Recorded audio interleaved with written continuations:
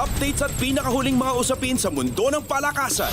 Atin ang pakinggan dito sa Ang Pilipinas Ngayon. Magandang araw, narito na po ang Sports Balita. Matinding bakbakan ang masisilayan ngayong darating na Sabado kung saan magtatapat ang defending champion De La Salle University at National University sa UAAP Season 86 Women's Volleyball Tournament na gaganapin sa Smart Araneta Coliseum. Ang Lady Spikers at Lady Bulldogs ang nagtapat sa finals nitong nakalipas na taon kung saan nakopo ng De La Salle ang kampyonato. Kapwa ang DLSU at NU ay nawalan ng mga players. Nagdesisyon ng maglaro sa professional league ang ilang veteranong players ng La Salle katulad ni na wing spiker Jolina De La Cruz, setter Mars Alba, middle blocker Fifi Sharma at libero Justine Jazareno. Subalit may ibubuga pa rin ang Lady Spikers dahil andyan pa rin si rookie most valuable player Angel Canino, best middle blocker Thea Gagate, opposite hitter Shivana Laput at outside hitter Alea Malaluan. Nawala naman si dating team captain Ces Robles at top libero Jen Nierva sa panig ng Lady Bulldogs, pero maasahan pa rin nila ang mga veteranong players na sina Belia Belen, Eliza Solomon, Camilla Lamina, Vanji Alinsug at Erin Pangilinan. Kapwa may kaparehong 5-1 marka ang La Salle at NU sa team standings na pinangungunahan ng University of Santo Tomas na may malinis na 5-0 baraha. Updates at pinakahuling mga usapin sa mundo ng palakasan. Atin ang pakinggan dito sa Ang Pilipinas Ngayon. Isang panalo na lamang at sigurado ng makakakuha ng ticket sa 2024 Paris Olympics sina Filipina boxers Nesty Petesio at Ira Villegas.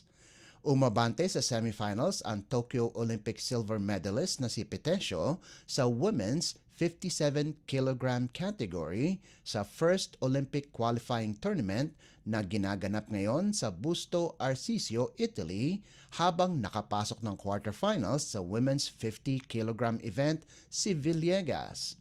Kailangan matalo ni Petesio at Villegas ang kanilang susunod na mga kalaban para mapasama sa mga Pilipinong nagkwalipika na sa Paris Olympics. Sa weight class ni Petesio, tanging ang umabot sa finals ang mabibigyan ng Olympics slot, habang sa women's 50 kg event ni Villegas ay 4 na atleta ang magkwakwalipika.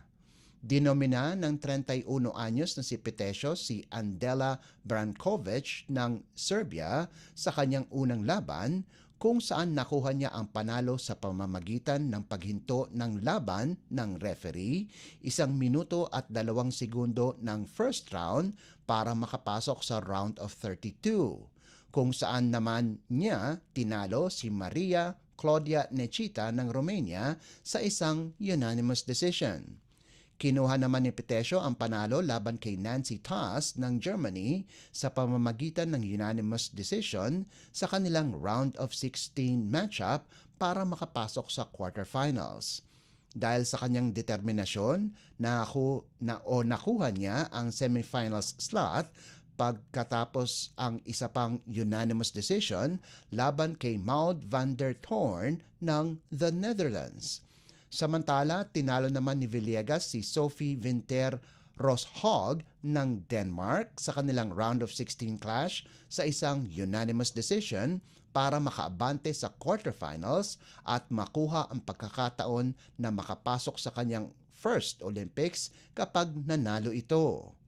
Makalaban ni Petesio si Esra Yildiz Karaman ng Turkey, habang makatapat naman ni Villegas si Zlatislava Genadrieva Chukhanova ng Bulgaria. Tanging si Petesio at Villegas na lamang ang natitirang Pilipino na may pag-asang makapasok sa Olympics dahil natalo na sina Rohen Ladon at Carlo Paanam sa kanilang weight category sa men's division. Updates at pinakahuling mga usapin sa mundo ng palakasan. Atin ang pakinggan dito sa Ang Pilipinas Ngayon. Target ng Creamline Coal Smashers na masolo ang liderato sa team standings habang gustong makalasap ng kahit isang panalo ang Strong Group Athletics o SGA, NX-led at Galleries Tower sa 2024 Premier Volleyball League o PVL All-Filipino Conference. Lalabanan ng Coal Smashers ang Athletics Martes ng hapon, kasunod ang bakbakan ng Chameleons at High Risers sa gabi na gaganapin sa PhilSports Arena sa Pasig City.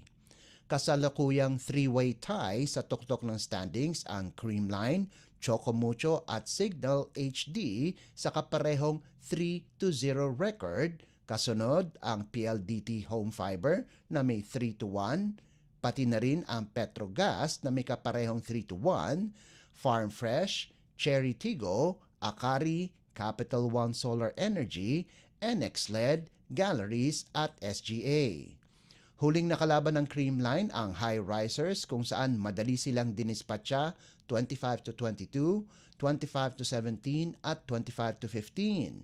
Bigo naman ang Athletics sa bisa ng 18-25, 20-25, 25-19 at 20-25 pagkatalo sa Solar Spikers.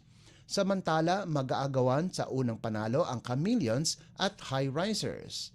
Nanggaling ang NX-led sa 21-25, 17-25 at 21-25 pagkabigo sa Signal, habang natikman ng Galleries ang bagsik ng defending champions sa kanilang 22-25, 17-25 at 15-25 pagkatalo sa Creamline sa kanilang mga huling laro. Updates at pinakahuling mga usapin sa mundo ng palakasan. Atin ang pakinggan dito sa Ang Pilipinas Ngayon. At yan ang pinakahuling balita sa larangan ng palakasan. Para sa Radyo Pilipinas World Service, ito po si Leo Magpayo. Magandang araw. Updates at pinakahuling mga usapin sa mundo ng palakasan. Atin ang pakinggan dito sa Ang Pilipinas Ngayon.